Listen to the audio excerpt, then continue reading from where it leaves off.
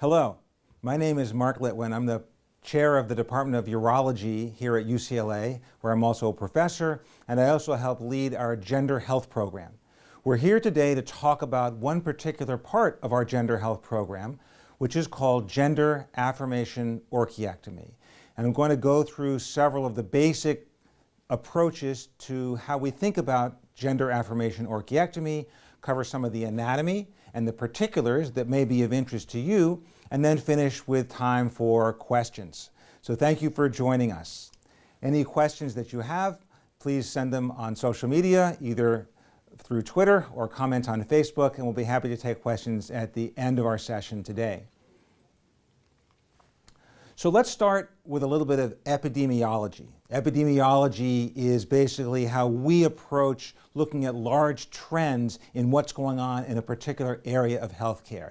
And this is epidemiology of patients with transgender surgery, those who are undergoing some form or another of what the insurance companies refer to as transgender surgery, but what we in the more civilized world like to refer to as gender affirmation surgery. In any event, what you can see without even looking at the fine print on this chart is that starting about the year 2000 up through the mid-2010s, which is when the data goes up until, you see that there's been a dramatic increase in the numbers of individuals who are given a diagnosis or who carry a diagnosis of quote-unquote gender dysphoria, which is how the people who label these things like to think of transgender individuals. And you see that the number of individuals undergoing particular surgical procedures for transgender status has also increased. This is a very exciting time to be transgender in the United States because there are so many resources available now, and we at UCLA are particularly proud to offer one of the nation's centers of excellence in gender health. But let's talk now about the topic for today. We're going to talk about bilateral orchiectomy for gender affirmation. Bilateral is a term that you may hear in healthcare. It simply refers to both of a paired organ. So testicles come in pairs, as you know, and when we do a gender affirmation orchiectomy, we do it bilaterally. In general, it requires a diagnosis of what's called gender dysphoria, which, as I mentioned, is the term that the coders, which are those who label things in healthcare, assign to an individual in order to qualify him or her or them for gender affirmation procedures or healthcare.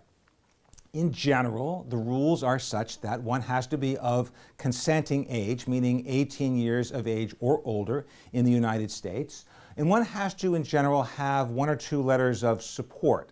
And in general, those letters of support come from both someone who would evaluate your physical health, that is your general ability to withstand a surgical procedure. How is your heart, your lungs, your kidneys? Are there other medical issues that might inform the way that the surgery is carried out or the way that the anesthesia is carried out? And that's a pretty standard sort of a prerequisite to any form of surgery. And then the second, which is special for gender affirmation surgeries, which is a letter of support from someone in the behavioral sciences or mental health.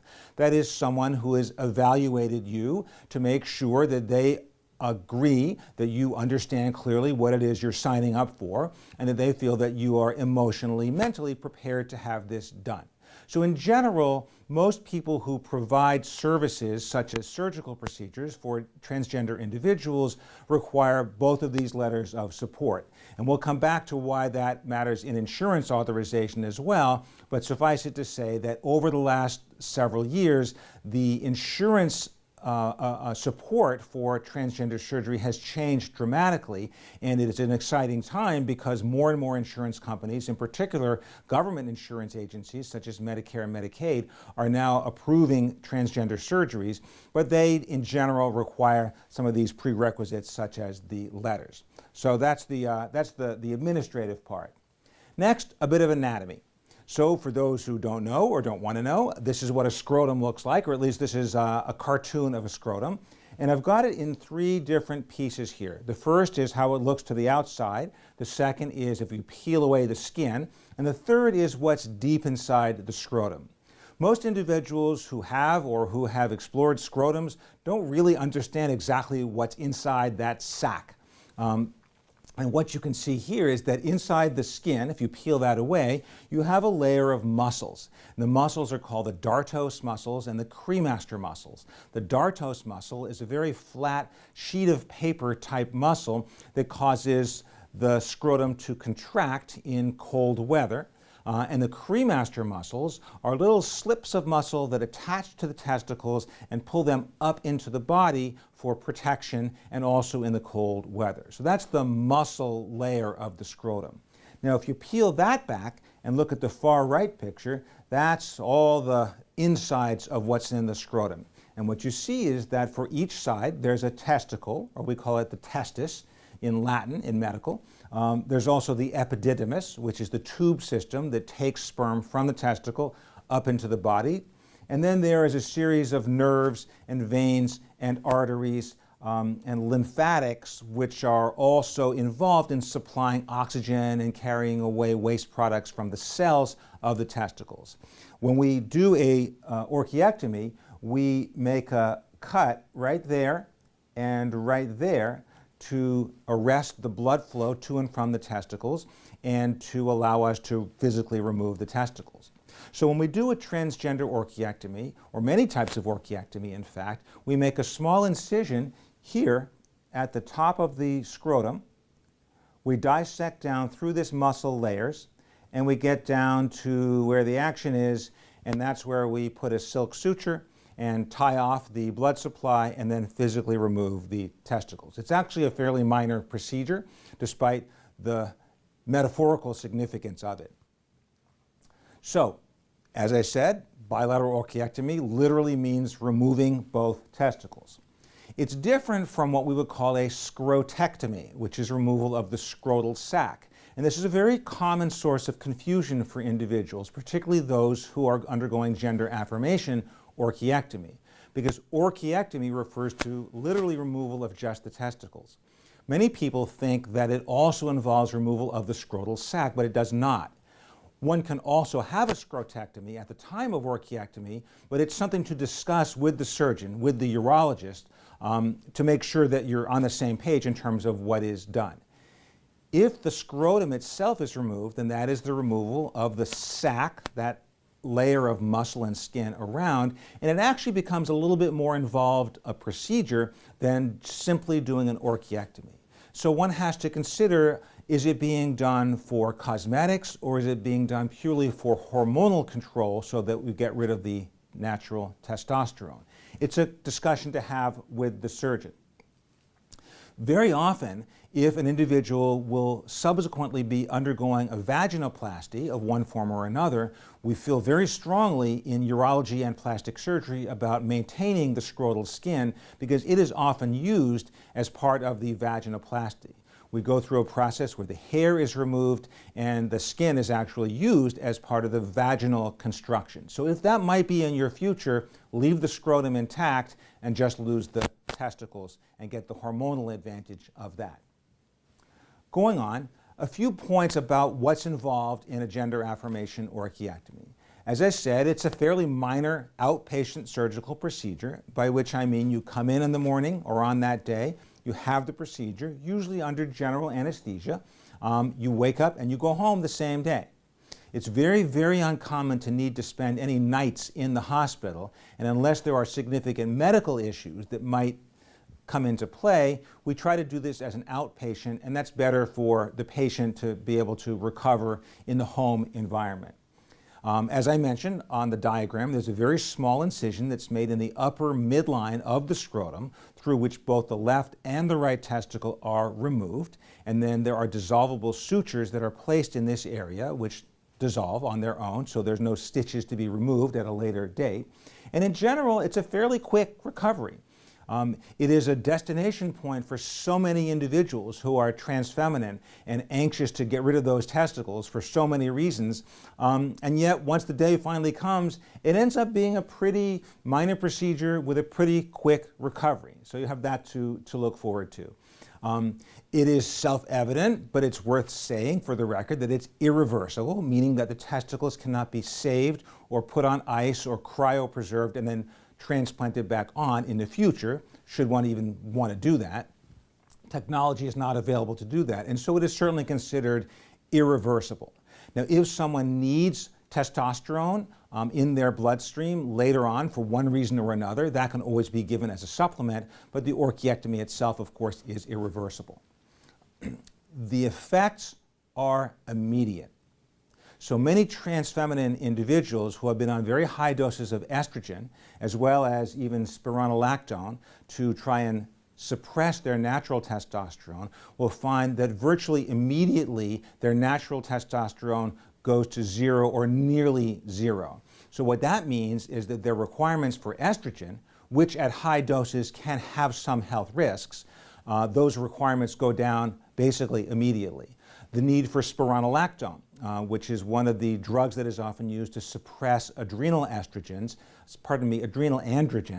also goes away immediately. And so what we generally do on the surgical side is once the procedure is completed, I ask the individual to make an appointment with whoever is managing the hormones, either the primary care doctor or the endocrinologist, wherever the primary hormone management is being done, within a week or so after the surgery, so that the estrogen levels of what the individual is taking as supplements can be taken down significantly.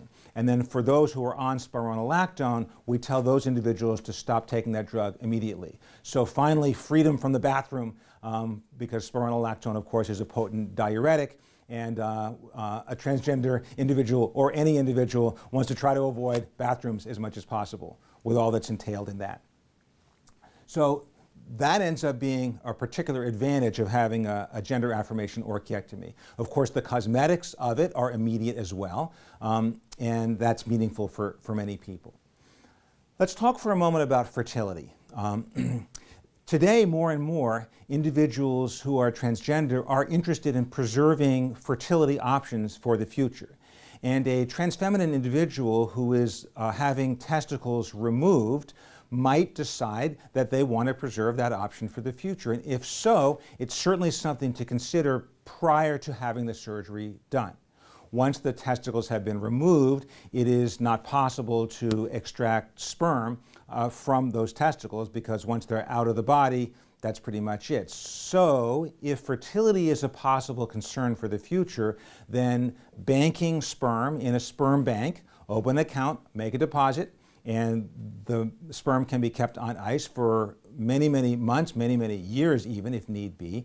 Or if for whatever reason producing an ejaculation is not possible, we can do something called sperm harvesting or sperm retrieval. And this is a procedure that would be done either at the time of orchiectomy or possibly before that, to actually harvest sperm cells from the testicles directly, or from the tube system directly, to put those on ice.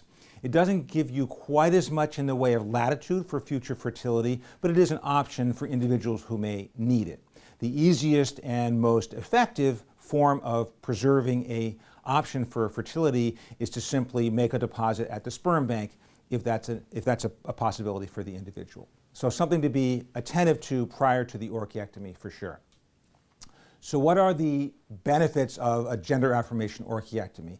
For most individuals who are at this point and considering this, it's sort of obvious to them what the benefits are, but for the record, the most important, I would say, for what patients tell me, is that it finally begins to match their appearance to their identity, to their gender identity. And getting rid of the testicles goes a long way to actually doing that. Second, of course, there's the profound decrease in testosterone, natural testosterone that's produced by the testicles. And this has significant impacts both for the way an individual feels, as well as for what their hormone requirements are in terms of estrogens for feminization. Third, once the surgery is completely healed, and I'll emphasize that once it's completely healed, it makes tucking a lot easier. At the point when an individual has testicles in place, they of course get in the way if someone wants to tuck. And once the incision is all healed, and we ask people to wait until that has happened, usually about 3 or 4 weeks, the testicles are gone, so there's no more obstruction to tucking, and so individuals will say the tucking is much easier. And so that's another benefit. And then of course, the ultimate smiley face of improved quality of life in general. It just makes people feel so much better because of all of these things here.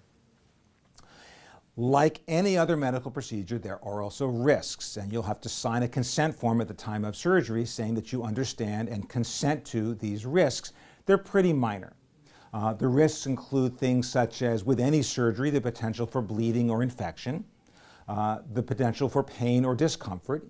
Usually it's fairly mild, but everyone is different, and so it's important to have a conversation with your surgeon about what the plan would be for pain management after the operation, either with a narcotic or with what we prefer more nowadays, non-narcotic pain relievers to avoid the risk of addiction. Third is the risk of appearance. The appearance may not be exactly what you have in mind, particularly if you maintain the scrotum and don't remove it, and so that's a potential risk. There is a potential for scarring, and different individuals heal in different ways, and some heal with scars that they find unsightly, and so that's one risk that a person needs to be aware of. Decreased libido. For most individuals who are born biologically as male, the libido is drawn from testosterone, and when that is eliminated, then libido can go down. For many individuals who are at the point of gender affirmation orchiectomy, however, they already are working hard to suppress their testosterone, and so this may be less of an issue. Fertility, we talked about. Once the testicles have been removed and processed and discarded, they can no longer, of course, serve as a source of sperm for the individual who might want to maintain future fertility options.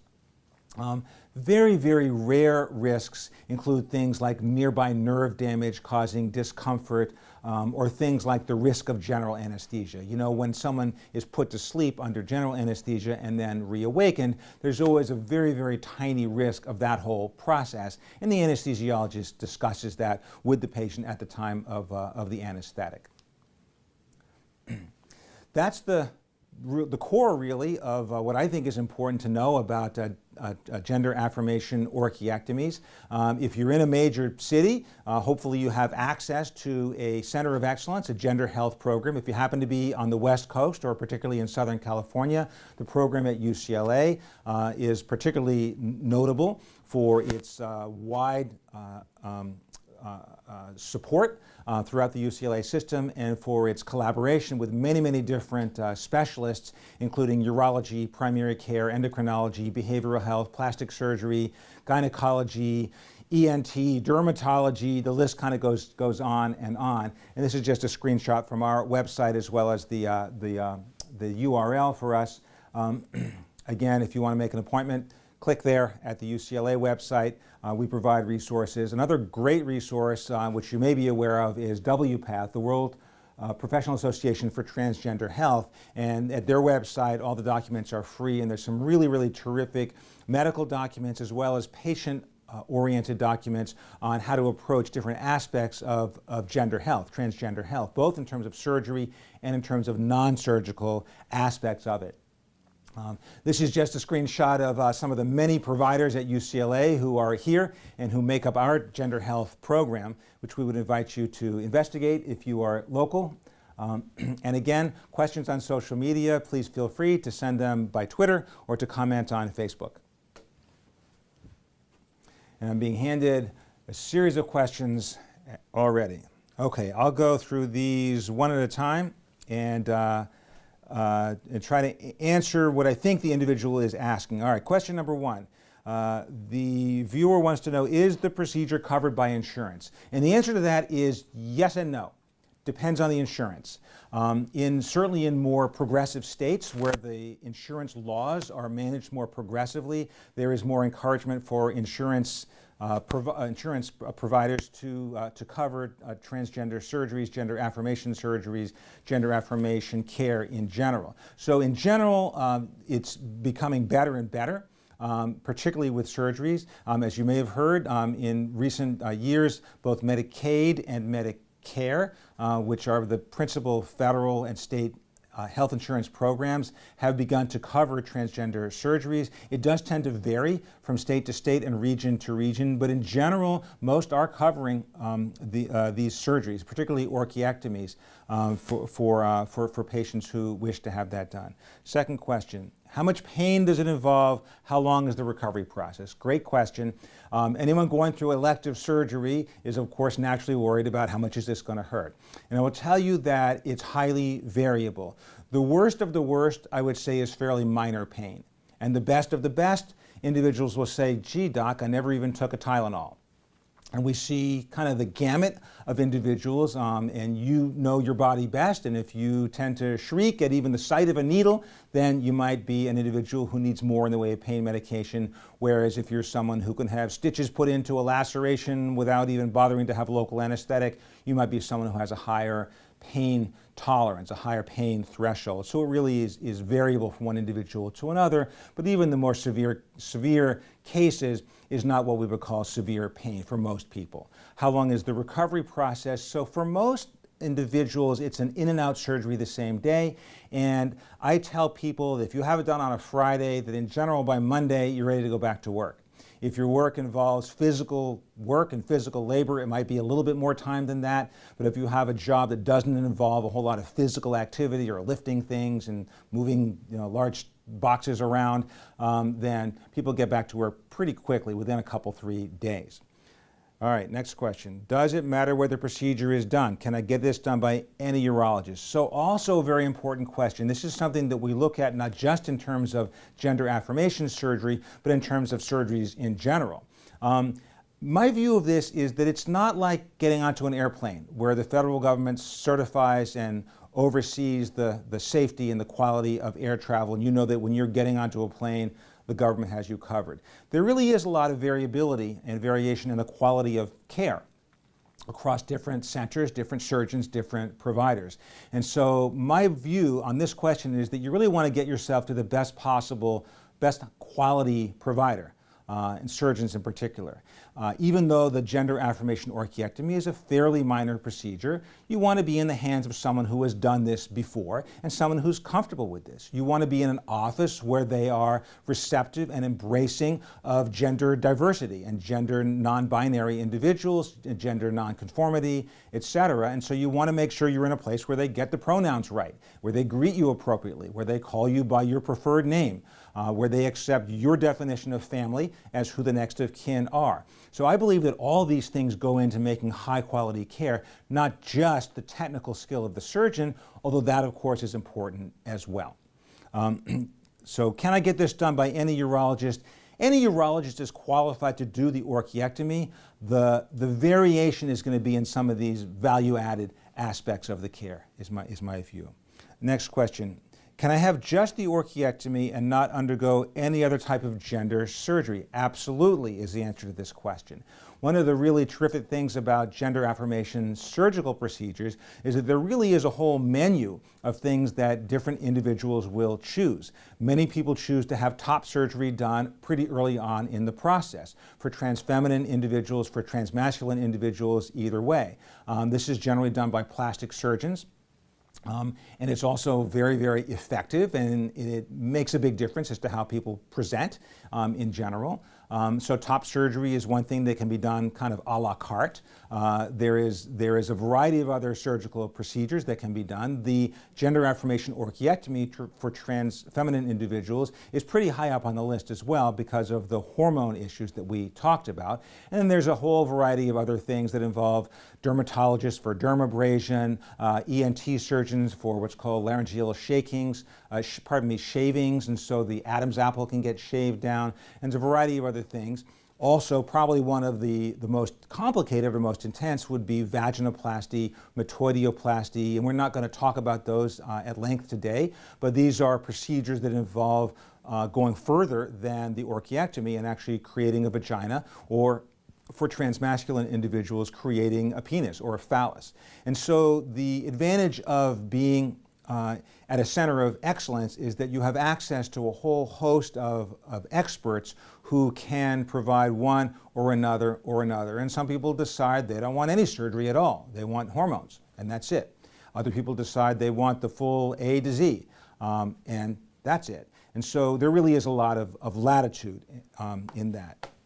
Those are the questions that we've received on social media. I thank you very much for your attention and appreciate the fact that you live in an era today when we have centers of excellence such as UCLA and our gender health program that can provide top drawer, patient-centered, compassionate, high-quality care for you as an individual who is in need of gender affirmation services. My name is Mark Litwin. I'm professor and chair of the Department of Urology at UCLA. Thanks for being with us.